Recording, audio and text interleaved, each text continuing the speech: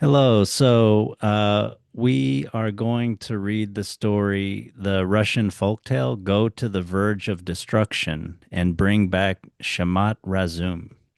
So I'll read the story and then we'll go ahead and discuss it. In a certain kingdom, there lived a wifeless, unmarried king who had a whole company of sharpshooters. They went to the forest, shot birds of passage, and furnished the king's table with game. Among those sharpshooters was one named Fedot, who hit the mark and almost never missed. For this reason, the king loved him beyond all his comrades. Once, while shooting in the early morning, just at dawn, Fedot went into a dark, dense forest and saw a blue dove sitting on a tree. He aimed, fired, and struck her wing, and she fell to the damp earth. The sharpshooter picked her up, was going to twist her neck and put her in his bag, when the blue dove spoke.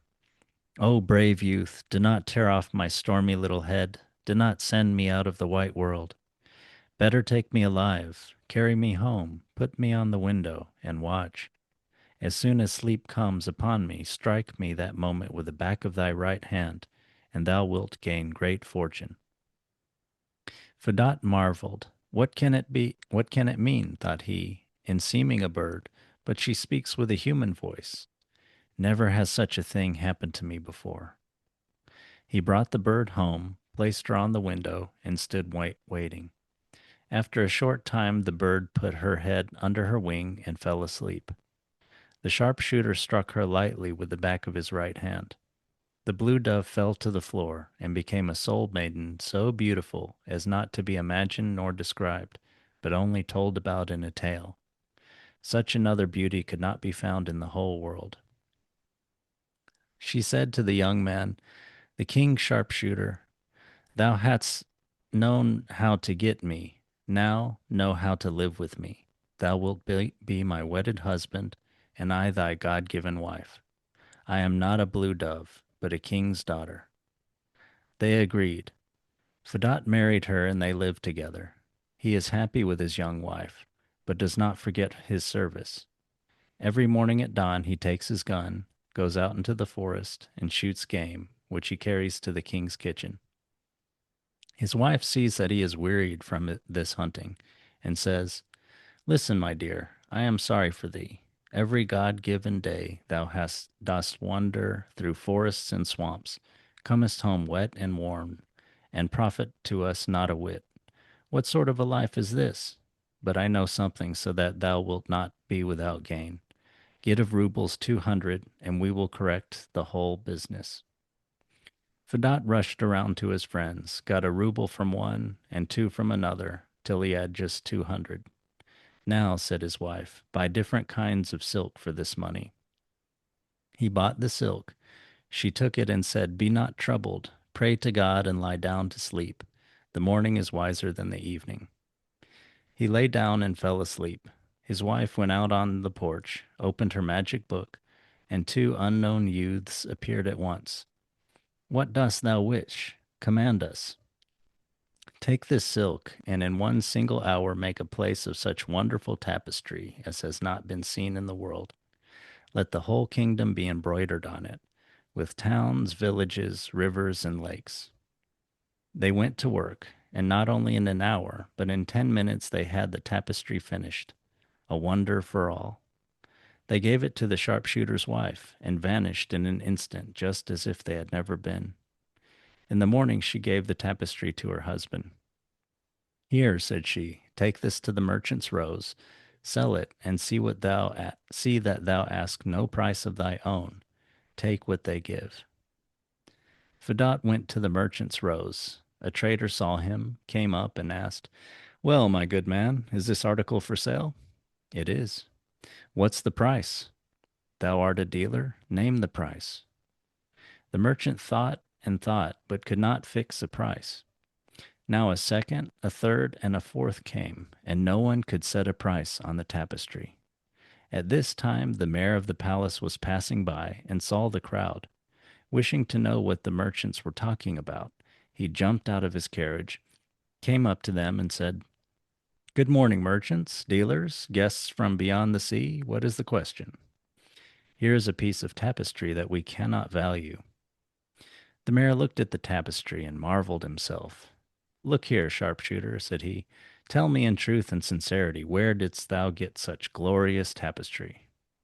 My wife made it. How much must one give for it? I know not myself. My wife told me to set no price on it, but what people would give, that would be ours. Well, here are 10,000 for thee. Fedot took the money and gave up the tapestry. The mayor was always near the person of the king, ate and drank at his table. When he went to the king's to dine, he took the tapestry. Would it not please your majesty to see what a glorious piece of work I have bought today? The king looked amazed. Oh, excuse me. The king looked. He saw his whole kingdom as if on the palm of his hand. He opened his mouth in amazement. This is indeed work. In all my life I have never seen such cunning art. Well, Mayor, say what thou pleasest, but I shall not give this back to thee. Straightway the king took 25,000 out of his pocket, placed the money in the mayor's hand, and hung the tapestry in the palace. That's nothing, thought the mayor. I will order another still better. Straightway he galloped to find the sharpshooter, found his cottage, and went in. And the moment he saw Fedot's wife, he forgot himself. His errand, he knew not why he had come. Before him was such a beauty that he would not take his eyes off her all his life. He would have looked and looked. He gazes on another man's wife, and in his head thought follows thought. Where has it been seen, where heard of, that a simple soldier possesses such a treasure? Though I serve the king's person and rank as a general, I have never beheld such a beauty. The mayor came to his mind with difficulty, and went home against his will. From that hour, from that time, he was not his own. Sleeping or waking, he thought only of the beautiful woman. He could neither eat nor drink. She was ever before his eyes. The king noticed the change, and asked, What has come upon thee? Some grief? Oh, your majesty, I have seen the sharpshooter's wife. There is not such a beauty in the whole world. I am thinking of her all the time. I can neither eat nor drink. With no herb can I charm away my sorrow. The desire came to the king to admire the woman himself. He ordered his carriage and drove to the soldiers' quarters. He entered the room and saw unspeakable beauty. No matter who looked on the woman, an old man, a youth, each was in love, lost his wits. A heart flame pinched him. Why, thought the king, am I wifeless and single? Let me marry this beauty. That is the thing. Why is she a sharpshooter's wife? It is her fate to be queen. The king returned to his palace and said to the mayor, Listen to me. Thou hast known how to show me this unimaginable beauty. Now find the way to get rid of her husband. I want to marry her myself. And if thou dost not put him out of the way, blame thyself. For though thou art my faithful servant, thou'lt die on the gallows. The mayor went his way, sadder than before. How was he to finish the sharpshooter? He could not think. As he was going through back lanes and waste places, a Baba Yaga met him. Stop, said she, servant of the king, I know all thy thoughts. If thou wilt, I will aid thee in this unavoidable sorrow. Aid me, grandmother, and I'll pay what thou wishest. The king has ordered thee to put an end to Fedot the sharpshooter. That would be easy enough, for he is simple, were it not for his wife, who is awfully cunning. Well, we'll give them such a riddle that it will not soon be explained. Go back to the king and say, Beyond the thrice ninth land, in the 13th kingdom, is an island. On that island, a deer with golden horns. Let the king bring together 100 sailors, the most good-for-nothing fellows, all bitter drunkards, and order that a rotten old ship which has been out of service for 30 years be fitted for the voyage. Let him send Fedot the sharpshooter on that ship to get the deer with golden horns. In order to go to the island, it is necessary to sail neither more nor less than 3 years, and back from the island 3 more, 6 in all. Well, the ship will sail out on the sea, serve about a month, and sink right there. The sharpshooter and the sailors will go to the bottom, every man. The mayor listened to these words, thanked the Baba Yaga for her counsel, rewarded her with gold, and went off on a run to the king. Your Majesty, said he, Fadat can be furnished in such and such a fashion. The king consented and issued an order at once to the navy to prepare for a voyage, an old rotten ship, to provision it for 6 years, and man it with 50 sailors, the most dissolute and bitter drunkards. Messengers ran to all the dram shops and drinking houses, collected such sailors that it was dear and precious to look at them. One had a black eye, another had his nose driven to one side. As soon as it was reported to the king that the ship was ready, he sent for the sharpshooter and said, Now, Fadat, thou art a hero of mine, the first shot in my company. Do me a service. Go beyond the thrice ninth land to the 30th kingdom. In that place is an island. On that island lives the deer with golden horns. Take it alive and bring it to me. Fadat became thoughtful, knew not what to answer. Think not, said the king, but if thou do not the work, I have a sword, and thy head leaves thy shoulders. Fadat wheeled round to the man and went forth from the palace, came home in the evening powerfully sad, not wishing to utter one word. Why dost thou grieve, my dearest? Said his wife. Is there some mishap? He told her all. This is why thou art grieved. There is reason indeed, for it is an exploit, not a service. Pray to God and lie down to sleep. The morning is wiser than the evening. Everything will be done. The sharpshooter lay down and slept, but his wife opened her magic book. At once 2 unknown youths appeared before her and asked, What dost thou wish? What dost thou need? Go beyond the thrice ninth land to the 30th kingdom, to an island. Seize there the deer with golden horns, and bring it here. We obey. It will be done before dawn. They rushed like a whirlwind to the island, caught the deer with golden horns, and brought it straight to Fadat's house. An hour before daybreak all was done, and they vanished as if they had never been. The beautiful wife roused her husband at dawn and said, Look out, the deer with golden horns is walking in the yard. Take it with thee on board the ship, sail forward 5 days, on the 6th turn back. The sharpshooter put the deer in a close, fastened cage and had it carried on board the ship. What's there? Asked the sailors. Oh, supplies and medicine. It's a long way. We shall need many a thing. The day for sailing came. A great crowd of people who went to see the ship leave the wharf. The king went himself, made Fadat chief over all the sailors, and bade him farewell. The vessel sailed 5 days on the sea. The shores had long vanished. Fadat ordered 120-gallon cask to be rolled onto the deck, and said to the sailors, Drink, brothers, spare it not. Your souls are your measure. They were delighted, rushed to the cask, began to drink, and got so drunk that they rolled down on the deck and fell fast asleep at the side of the cask. Fadat took the helm, turned the ship around the harbor, toward the harbor, and sailed home. So that the sailors should not know anything about it, he kept pouring liquor into them from morning till night. When they began to open their eyes after one drunken fit, a new cask was ready. On the 11th day, the ship drew up at the wharf. The flag was hoisted, and guns fired. The king heard the firing and ran down toward the landing. What does all this mean? He saw the sharpshooter, fell into a towering passion, and rushed at him furiously. How hast thou dared to come back before time? But where was I to go, your majesty?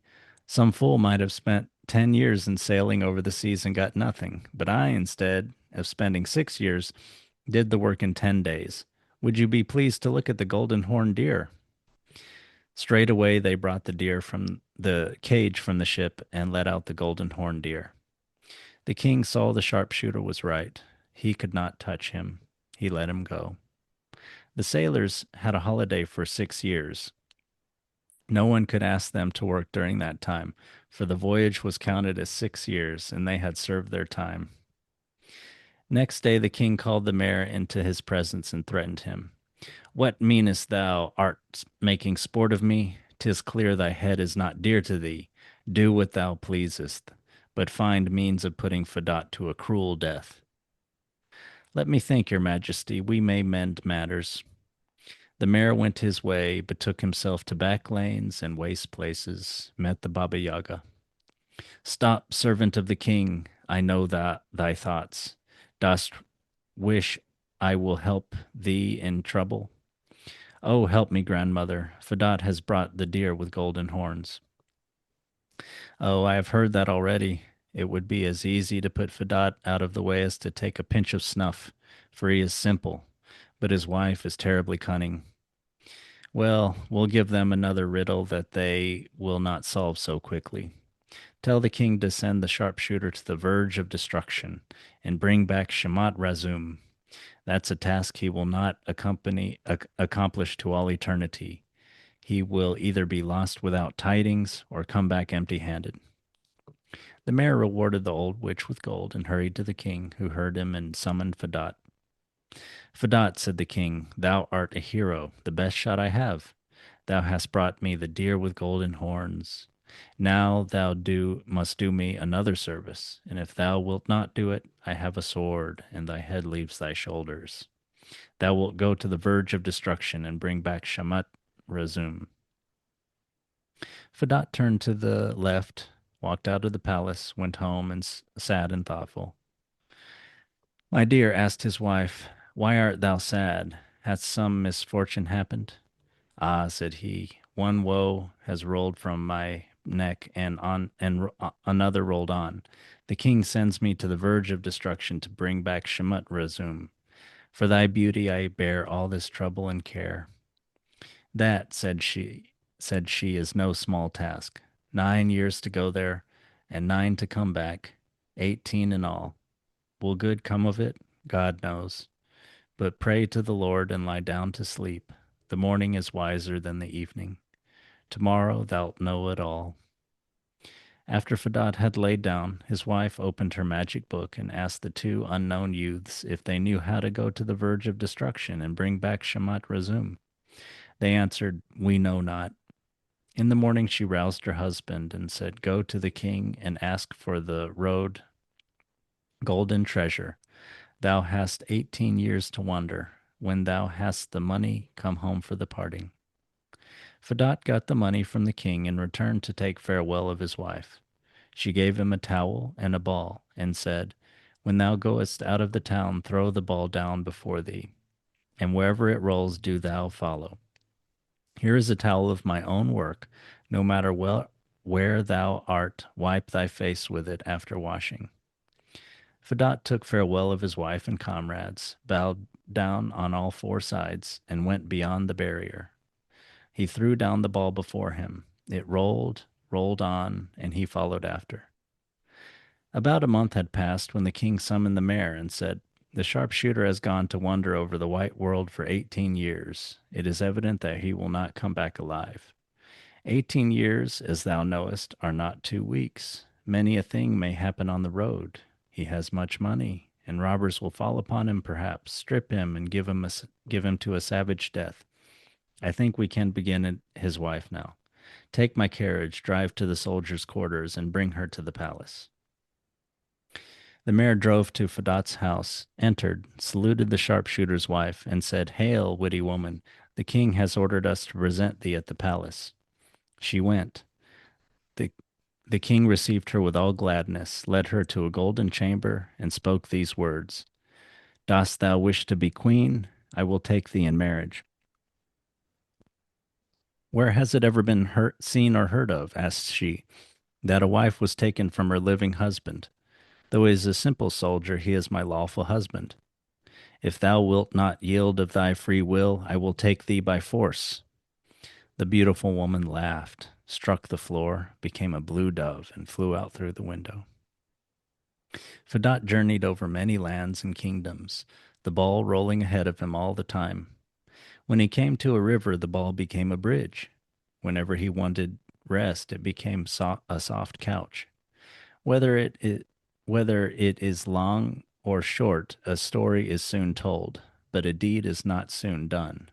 The sharpshooter arrived at a splendid palace. The ball rolled to the gate and disappeared. Fedot went straight up the stairs into a rich chamber, where he was met by three maidens of unspeakable loveliness. Whence comest thou, good man, and for what? O beautiful maidens, ye have not let me rest after the long journey, but have begun to inquire. First, ye should give me to eat and drink, put me to rest, and then make inquiry. Straightway they set the table. When he had eaten and drunk and rested, they brought him water, a basin, and an embroidered towel. He took not the towel, but said, I have one of my own. When they saw it, they asked, Good man, where didst thou get that towel? My wife gave it me. Then thy wife is our own sister. They called their aged mother. The moment she saw the towel, she recognized it. Why, this is my daughter's work. She asked the guest all sorts of questions. He told her how he had married her daughter and how the king had sent him to the verge of destruction to bring back Shmat Razum. Oh, my dear son in law, of that wonder even I have not heard. Wait a moment, maybe my servants have. She went out on the balcony and called in a loud voice. Presently, all kinds of beasts ran up, and all kinds of birds flew to her.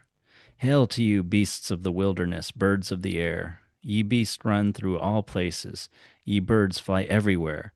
Have ye never heard how to go to the verge of destruction, where Shmat Razum lives?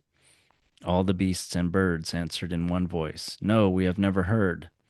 Then the old woman sent them all to their homes in hidden palaces, forests, and thickets, went to her magic book, opened it, and at that instant two giants appeared. What is thy pleasure? What dost thou wish? This, my faithful servants, bear my son-in-law to me, bear my son-in-law and me to the ocean wide, and stop just in the middle above the very abyss.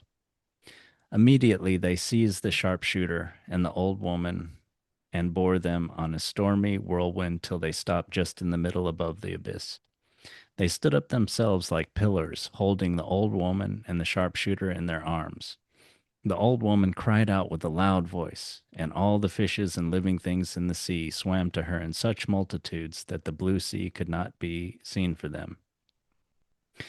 Hail, fish and worms of the sea, ye swim in all places, ye pass by all islands.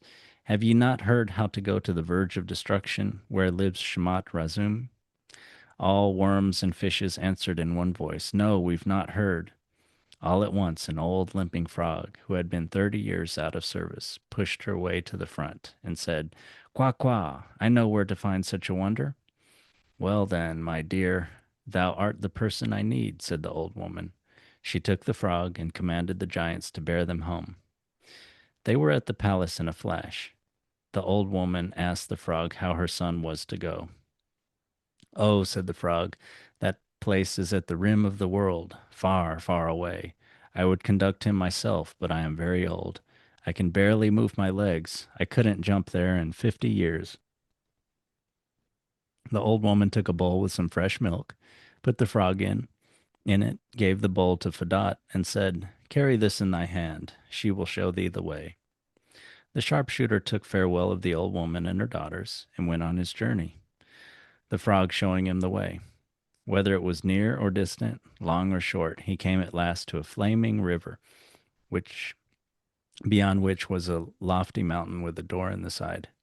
Quah, quah, said the frog, put me down out of the bowl. We must cross the river. He put her on the ground. Now, good youth, sit thou on my back. Do not spare me.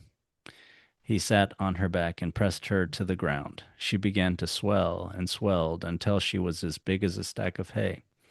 The sharpshooter's one care was to keep from falling. If I fall, thought he, I shall be crushed. The frog cleared the flaming river at a jump, because small as before, became small as before, and said, Now, good youth, I will wait here, but do thou enter that door in the mountain. Thou wilt find a cave. Hide thyself well. After a time, two old men will come in, listen to what they say, and watch what they do. When they are gone, act as they did. The sharpshooter entered the door of the mountain. It was so dark in the cave that if a man strained his eyes out, he could not see a thing. Fedot felt around and found a cupboard, crept in. After a while, two old men entered and said, Shmat Razum, feed us. That moment, however, it happened. The lamps were lighted, the dishes and plates rattled, and various kinds of food and wine appeared on the table. The old men ate and drank, and then ordered Shmat Razum to remove everything. Everything disappeared in a flash. Neither table, nor food, nor wine, nor lights remained. The two old men went out. The sharpshooter crawled from the cupboard and cried, Hi, Shmat Razum. What dost thou wish? Feed me. Again the lights, the table, the food, and drink appeared as before. Fedot sat down at the table and said, Hey, Shmat Razum, sit down, brother, with me. We'll eat and drink together. It is irksome for me alone. The voice of the unseen answered, O kind man, whence has God brought thee? It is nearly 30 years of service that I serve these old men in faith and in truth, and all this time they have never once seated me with themselves. The sharpshooter looked and wondered. He saw no one, but the food was swept from the plates as if with a broom. The bottles raised themselves and poured the wine into glasses. Behold, in a moment bottles and glasses are empty. Shmat Razum, dost thou wish to serve me? Asked the sharpshooter. I'll give thee a pleasant life. Why not? I am sick of being here, and thou, I see, art a kind man. All right, pick up everything and come along. The sharpshooter went out of the cave, looked around, saw no one, and asked, Art thou here, Shmat Razum? Here, I'll not leave thee, never fear. Very well, said Fedot, and sat on the frog. She swelled, jumped over the river, and became small. He put her in the bowl and went on the house homeward road, came to his mother-in-law, and made his new servant entertain the old woman and her daughters. Shemot Razum gave them such a feast that the old woman came very near, dancing from joy. She ordered that 3 bowls of milk be given to the frog every day in reward for her faithfulness. The sharpshooter bade good-bye to his friends and set out for home. He traveled and journeyed till he was almost wearied to death. "O Shmat Razum," said he, "if thou couldst only know how tired I am just losing my legs." "Why not tell me long ago?" asked the other. "I should have brought thee home quickly." With that he seized Fedot and bore him like a rushing whirlwind, so swiftly that his cap fell off. "Hey, Shemot Razum, wait a minute, my cap is gone." "Late, my master, thy cap is now 3,000 miles behind." Towns and villages, rivers and forests just flashed before the eye. As Fedot was flying over a deep sea, Shemot Razum said, "If thou wishest, I will make a summer house in the midst of the sea. Thou canst rest and acquire a great fortune." "Well, make it." They dropped down toward the sea, and behold, where a moment before the waves were rolling, an island rose up, and in the center a golden pleasure house. "Now, my master, sit down in this house, rest, and look at the sea. Presently 3 merchant ships will sail by and cast anchor. Invite the merchants, entertain them well, and exchange me for 3 wonderful things which they have. I'll come to thee again in thine own time, in my own time." Fedot looked. 3 merchant ships were sailing from the west. The merchants saw the island and wondered. "What does this mean?" asked they. "How many times have we sailed by here and seen nothing but water, and now an island and a pleasure house? Let us stand up to the shore, brothers. Let us look and admire." They stopped the ships, cast anchor. The 3 merchants stepped into a light boat, went to the island, landed, and saluted Fedot. "Hail, worthy man! Good health to you, foreign merchants. We crave kindness. Come in, rejoice, have a good time, and rest yourselves. This pleasure house was made on purpose for passing guests." They went in and sat down. "Hey, Shemot Razum, meat and drink." A table appeared. On the table, wines and meats, whatever the soul could desire, was at hand. In a moment, the merchants opened their mouths in amazement. Let us exchange, said they. Give us thy servant, and take any one of our wonders. What wonders have ye? Look, and thou wilt see. One merchant took a small box from his pocket and opened it. That minute, a glorious garden was spread over the whole island with flowers and paths. He closed the box, and the garden was gone. The second merchant took an axe from under his skirts and began to hit, strike. A ship came out, hit, strike, another ship. He struck 100 times 100 ships. They moved around the island under full canvas with soldiers and cannon. The sailors run and fire guns. The commanders come to the merchant for orders. He amused himself, hid his axe. The ship vanished from the eye, were as if they had never been. The third merchant took a horn, blew into it at one end. That minute an army appeared, cavalry and infantry, with muskets and cannons and flags. From every regiment came reports to the merchant, and he gives them orders.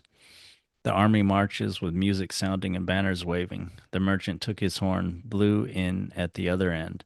There is nothing. Where has all the power gone to? Your wonders are strange, said the sharpshooter, but these are all playthings for kings, and I am a simple soldier. If thee will exchange, however, I agree to give you my unseen servant for all three of your wonders. Is not that rather too much? Well, you know your own business, I suppose, but I will not exchange on other conditions. The merchants thought to themselves, what good are all these ships and soldiers and garden to us? Let us exchange. At least we shall have enough to eat and drink over all our lives without trouble. They gave the sharpshooter their wonders and asked, Shmat Razum, wilt thou come with us? Why not? It's all the same to me where I live. The merchants returned to their ships and said, Now, Shmat Razum, fly about, give us to eat and drink.